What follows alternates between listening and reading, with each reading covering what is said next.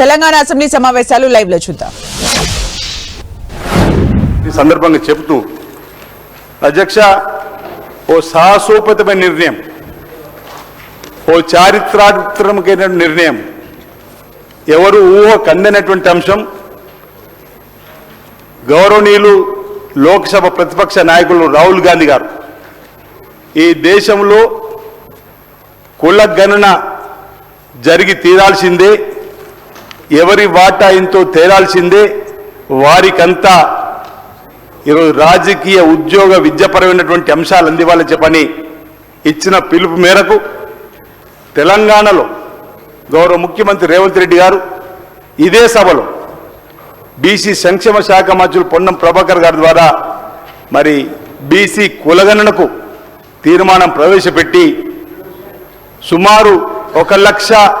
పైన ప్రభుత్వ ఉద్యోగులతోటి శాస్త్రీయ పద్ధతుల్లో ఈరోజు కులగణన జరిపిన తీరు ఆదర్శనీయమైంది, తెలంగాణ మోడల్ అయింది ఈ దేశంలో ఉన్నటువంటి ఇతర రాష్ట్రాలకు. 2011లో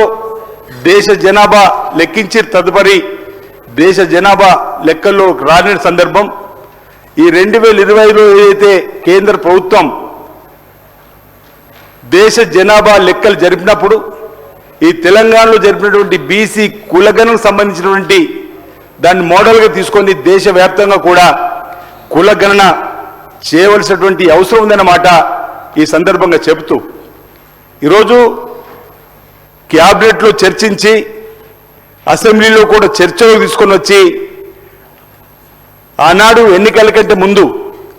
మేము కామారెడ్డిలో బీసీ డిక్లరేషన్లు 42% ఇస్తామనేటువంటి మాటకు అనుగుణంగా రాజకీయ విద్య ఉద్యోగ పరంగా కూడా 42% బీసీలకు ఇవ్వాలని చెప్పని ఓ శాశ్వతపేత నిర్ణయం, ఓ చారిత్రక నిర్ణయం తీసుకొని ముందుకు పోతున్న అంశాన్ని కూడా ఈ సందర్భంగా ఇక్కడ చెప్పడానికి గర్వపడుతున్నామని చెప్పిన మాట సందర్భంగా చెబుతూ ఈరోజు ఈ అంశంలో కూడా కొన్ని విమర్శలు చేస్తున్నప్పటికీ అసలు ఇప్పటివరకు లెక్క ఎక్కడ కూడా పక్కాగా లేని సందర్భంలో బీసీల కులగణన ద్వారా 56.33% ఈరోజు లెక్క తేలిన సందర్భంలో దానికి అనుగుణంగా భవిష్యత్తులో ఆ వర్గాలకు ప్రభుత్వాల పక్షాన వచ్చేటువంటి రాయితీలు కానీ, వచ్చేటువంటి ఉపాధి కానీ, వచ్చేటువంటి న్యాయం చేసేటువంటి కార్యక్రమాలకు సహకారం అందించాల్సింది పోయి ప్రతిపక్షానికి సంబంధించినటువంటి బీఆర్ఎస్ కానీ బీజేపీ కానీ అక్కడక్కడ విమర్శించిన తీరును సరికాదన్నమాట సందర్భంగా చెబుతూ అసలు బీసీ కులగణన జరుగుతుంటే వైపు బాధ్యత గల ప్రతిపక్ష నేతగా ఉన్నటువంటి కేసీఆర్ గారు కానీ ఈ సభలో ఉన్నటువంటి ఇతర పెద్దలు ప్రతినిత్యం మాట్లాడేటువంటి హరీష్ రావు గారు కానీ కేటీఆర్ గారు కానీ అసలు ఈ బీసీ కులగణనలో పాల్గొనకపోవడాన్ని ఏమన్నా అధ్యక్షాన్ని అడుగుతా ఉన్నాం. ఈరోజు బలిన వర్గాలపైన ఇంత చిన్న చూపాన్ని అడుగుతున్నాం. ఓవైపు బీసీ కులగణన జరుగుతుంటే అందులో వాళ్ళు చేరి వాళ్ళ యొక్క వివరాలు చెప్పి దీనికి ఊతం ఇవ్వాల్సినటువంటి వీళ్ళు అందులో పాల్గొనకుండా ఇంకా ప్రతినిత్యం విమర్శలు చేస్తూ గౌరవ ముఖ్యమంత్రి రేవంత్ రెడ్డి గారు కానీ ప్రభుత్వాన్ని కానీ బదనం చేసేటువంటి కార్యక్రమం చేస్తున్నారు. ఇది సరికాదన్నమాట అనేక సందర్భాలు చెప్పినాం. ఈ సభ ద్వారా కూడా ఈరోజు ఈ కులగణన జరగడం అనేది చారిత్రాత్మకమైన నిర్ణయము, ఓ సాహసోపేతమైన నిర్ణయము. బలహీన వర్గాలందరూ కూడా ఎన్నో సంవత్సరాలుగా ఎదురు చూస్తున్నటువంటి ఓ అంశం ఈరోజు తెలంగాణలో రావడం, ఈ తెలంగాణ దేశానికి రోల్ మోడల్ కావడం ఈరోజు ఇక్కడ మేము అదృష్టంగా భావిస్తున్నాం అధ్యక్ష. అదేవిధంగా ఉన్నటువంటి భారతీయ జనతా పార్టీకి సంబంధించినటువంటి మిత్రులు కూడా ఈరోజు చిత్తశుద్ధితోటి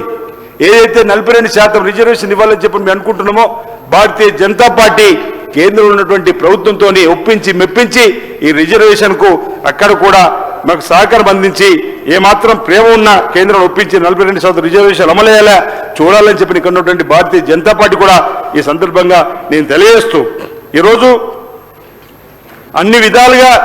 బలహీన వర్గాలకు సంబంధించిన వారికి న్యాయం జరపాలని చెప్పిన ఆలోచనతోనే ఈ ప్రభుత్వం ముందుకు పోతున్న మాటను చెప్తూ